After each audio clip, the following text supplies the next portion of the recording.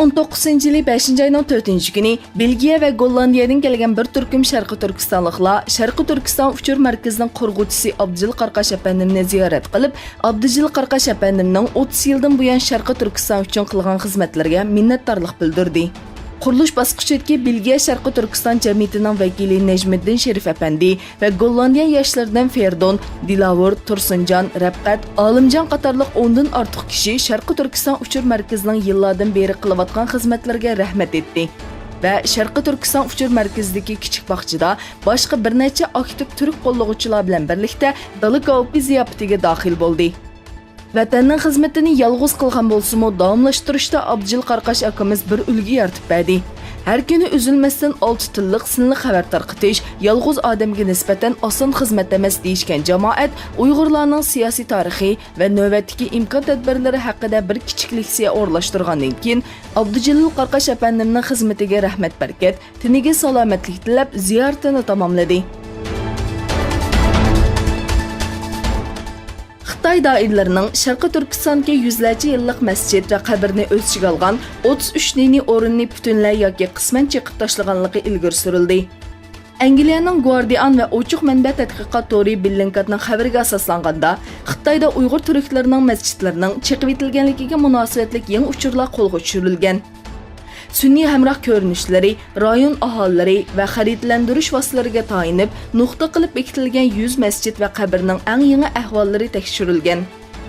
Tekshirish natijasida gumbaz va munarga o'xshash gavdalik alaydilikka ega 91 qurilishdan 31 masjid va 2 cho'ng qabrning 2016-2018 yillarda og'ir shaklda buzg'unchilikqa uchraganligi aniqlangan. Xitoy Savdo Ministerligi muavin bosh ministri Liu Hening Amerika doiralarining taklifiga binoan savdo suhbatini davomlashtirish uchun 9 va 10 may kunlari Amerikada ziyoratda bo'lganligini bildirdi. Amerikaning yuqori darajalik savdo vakili Robert Lighthizer savdo suhbatining davomlashadiganligini va Xitoy vakillarining payshanba va juma kunlari Washingtonda ziyoratda bo'lganligini aytdi. Yana bir tarafdan Robert Lighthizer Xitoyning bir qism ahdnomalarda orqaga chekinganligini aytdi.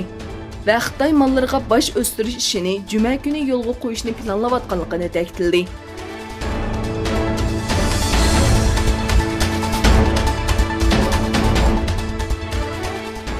Iroq bosh ministri Adil Abdulhamidi Amerika energiya shirkati ExxonMobil va Xitoy neft shirkati bilan 53 milliard dollarlik bir kelishim imzolashga tayyorlanayotganligini bildirdi. Iroq bosh ministri poytaxt Bag'dodda o'tkazilgan axborot e'lon qilish yig'inida bu zo'r kelishim haqida bayonot berdi. U bu kelishimning 30 yillik bo'lganligini va bu jarayonda 400 milliard dollardan ortiq foydaga erishishni planlayotganligini aytdi.